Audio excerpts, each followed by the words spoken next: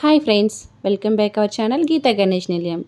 ఇది మా వారి బర్త్డే రోజు చేసిన వ్లాగ్ అండి. మా వారి బర్త్డే కోసమని ఆయనకి ఇష్టమైన కొబ్బరుండలు చేశాను.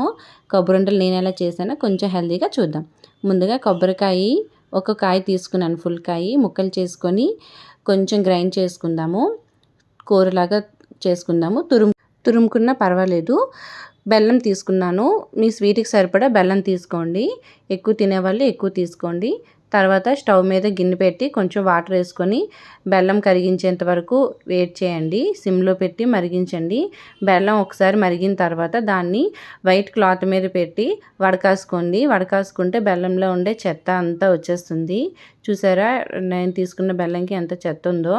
ఈ వైట్దంతా కూడా సున్నంలాగా ఉంది. ఇదంతా తీసేసేద్దాము. సో ఇప్పుడు ఈ ఫిల్టర్ చేసిన వాటర్ని మళ్ళీ కళాయి స్టవ్ మీద పెట్టుకొని వెయిట్ చేయండి. ఈ బెల్లం అలాగా మరిగిన తర్వాత పాకంలా వస్తుంది కదా, బాగా కలుపుతూ ఉండాలి.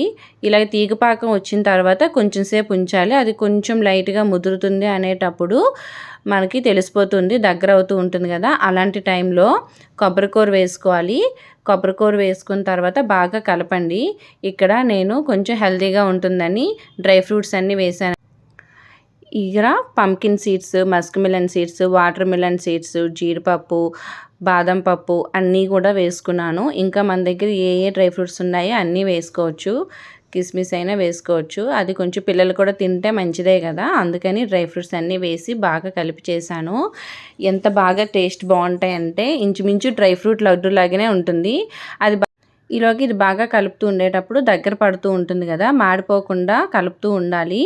ఈలోగా స్టవ్ కట్టేసి ఒక ప్లేట్కి కొంచెం నెయ్యి రాసుకున్న తర్వాత ఈ ఇంగ్రీడియంట్ అంతా కూడా ప్లేట్లో షిఫ్ట్ చేసేద్దాము. ప్లేట్లో వేసుకున్న తర్వాత కొంచెం చల్లారనివ్వాలి. వేడివేడిగా ఉండేటప్పుడైతే చేయి కాలుతుంది కదా, కొంచెం చల్లారిన తర్వాత మనం ఇలా ఉండల్లాగా చుట్టుకుందాము. నేనైతే జీడిపప్పు కూడా యాడ్ చేశాను, చూడటానికి బాగుంటుందని, పిల్లలు ఇష్టంగా తింటారని. సో ఈ విధంగా మా వారి బర్త్డే కోసం నేను కొబ్బరి లడ్డూలు చేశాను. తర్వాత ఈవినింగ్ డిన్నర్ కోసమని బయటికి వెళ్ళాము. పామ్ షో రెస్టారెంట్ అనేది ఉంది చెన్నైలో, అక్కడికి వెళ్ళాము. చాలా బాగుంది రెస్టారెంట్ అయితే. చాలా నీట్గా డీసెంట్గా ఉంది లుక్. మా పిల్లలైతే బాగా ఎంజాయ్ చేశారు. చాలా రోజుల తర్వాత డిన్నర్ కోసమని బయటకు వచ్చాము రెస్టారెంట్కి. సో పిల్లలైతే మస్తుగా ఎంజాయ్ చేశారు. సో వీళ్ళు చూడండి, మెనూ కార్డ్స్ మనిషి ఒక్కొక్కటి తీసుకొని ఎవరికి నచ్చింది వాళ్ళు ఆర్డర్ చేస్తున్నారు. చదువుతూనే ఉన్నారు అందరూ కూడా, ఎగ్జామ్కి చదివేటట్టు. మా బాబు అయితే మరి చూపిస్తున్నాడు కూడా. సో అందరూ చదివేశాక మేమైతే సింపుల్గా ఒక స్టార్టర్, ఒక బిర్యానీ మాత్రమే ఆర్డర్ ఇచ్చాము. ఈలోగా పిల్లలు ఫోటోలు తీసుకుంటూ వాళ్ళు అయితే బాగా ఎంజాయ్ చేశారు. మా వారి బర్త్డే కదా, మా పెద్దమ్మాయి ఏమో వాళ్ళ డాడీ కోసమని గిఫ్ట్ తయారు చేసింది. తనే సొంతంగా తయారు చేసింది. సో వాళ్ళ డాడీ అయితే చాలా ఎక్సైట్గా ఫీల్ అయ్యారు. ఎంత హ్యాపీగా ఫీల్ అయ్యారో తెలీదు.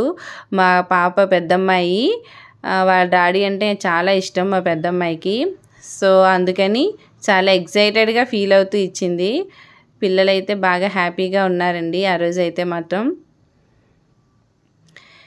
సింపుల్గా స్టార్టర్ ఇచ్చాము. చాలా రకాలు ఉన్నాయి స్టార్టర్, అందులో చికెను, మటను, అన్నీ కలిపేసి ఉన్నాయి ఆ స్టార్టర్లో. ఒక బిర్యానీ పిల్లలైతే చాలా బాగా ఎంజాయ్ చేసి తిన్నారు.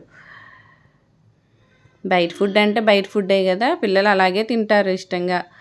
మరి మేమైతే ఇలాగ ఆర్డర్ ఇచ్చుకున్నాం. బిర్యానీ తినేసిన తర్వాత లాస్ట్లో డిజర్ట్ కింద కునాఫా ఇద్దాం అనుకున్నాం. కునాఫా ఇచ్చాము. కునాఫా ఇచ్చిన తర్వాత విత్ ఐస్ క్రీము.